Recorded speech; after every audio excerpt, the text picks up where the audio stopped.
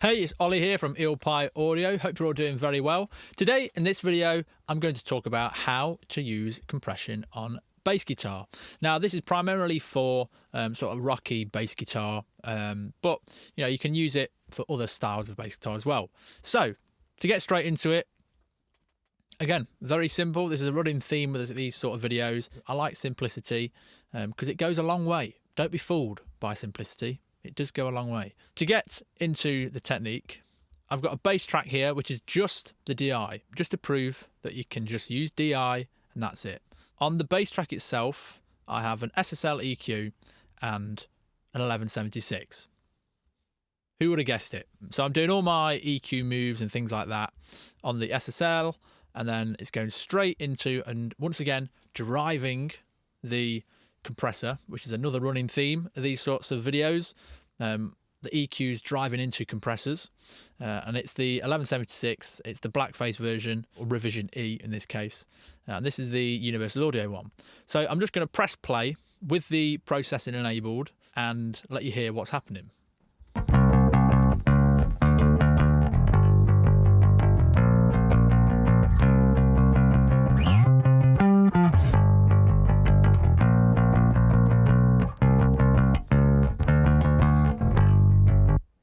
So there you go. Now I'm going to do it again. I'm just going to take the processing off.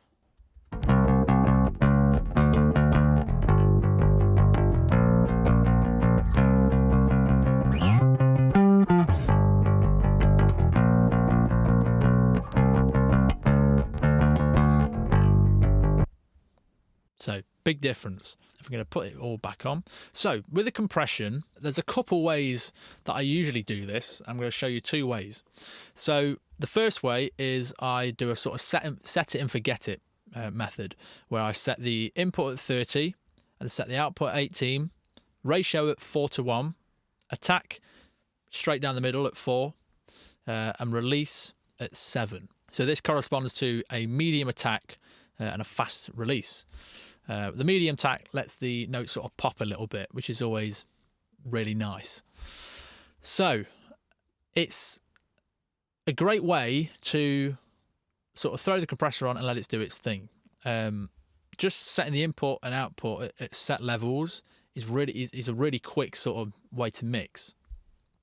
But it can depend on the signal obviously going into the compressor.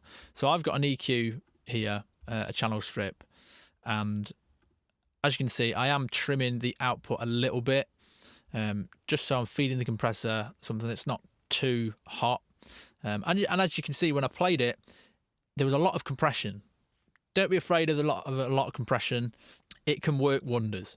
If I just play it again with the settings enabled, just so you can see, watch the meter and try and listen to what it's doing by watching it as well, and you can sort of hear the notes pop and the sort of evening out of the notes of what it's doing. And while I'm doing that, I'm going to bypass the actual channel strip so you can see how they sort of correspond with each other.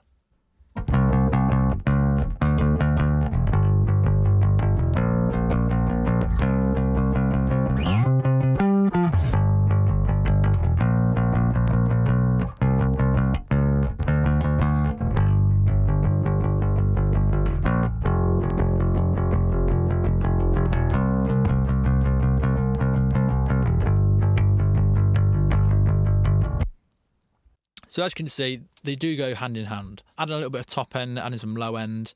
I'm actually cutting a little bit of mids on this as well. So it's not only that you're boosting into a compressor with your EQ boost, but also cutting.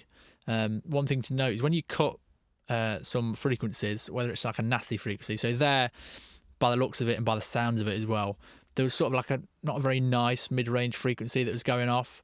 So I just cut a little bit of it because the compression is essentially going to bring out everything and bring it forward. So it's also going to bring out nastiness that you don't want. So just cleaning it up a little bit really does help. And again, it wasn't a lot.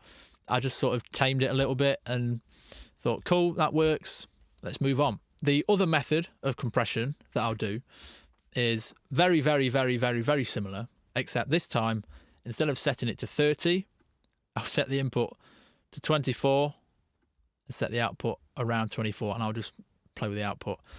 So essentially what I'm doing is just getting, and I'll change the attack as well to about 3. So it's a little bit slower and lets it pop more. So I'll play this. I've not changed the EQ. I'm not putting that trim back to 0. I'll leave it as it is, just literally only changing the compressor settings.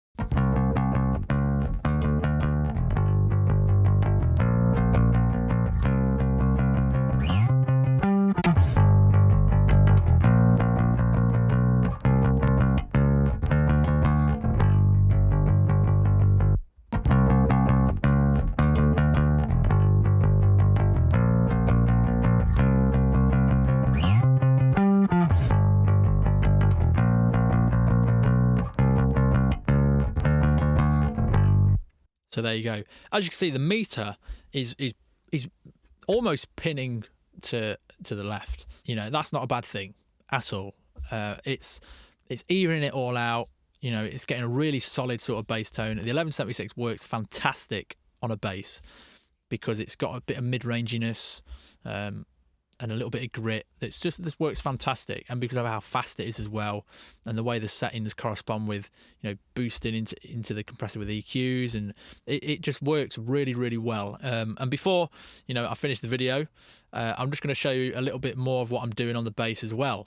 So they were the 2 techniques I used that are very similar to each other, but I'll just sort of flip between which one works best depending on the track.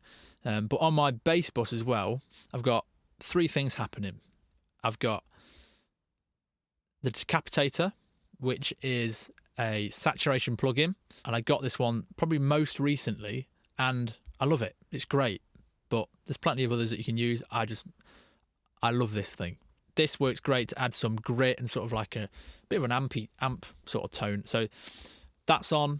I've got another EQ, which is the Kramer EQ, which is great on bass, setting it at 1K, boosting a bit of the mid-range, boosting a bit of 60 hertz as well. Works great.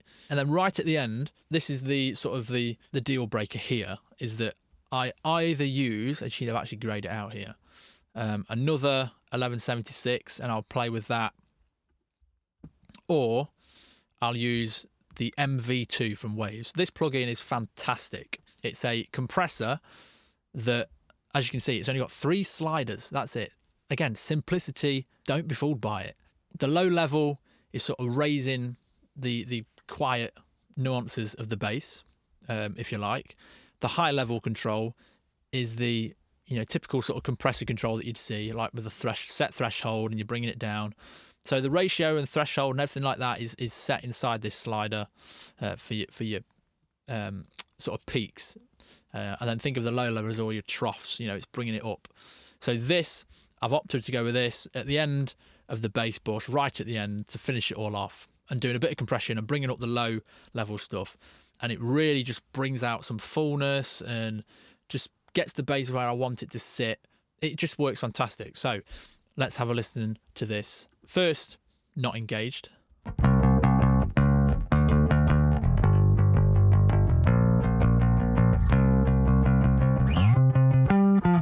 And then I'll engage it.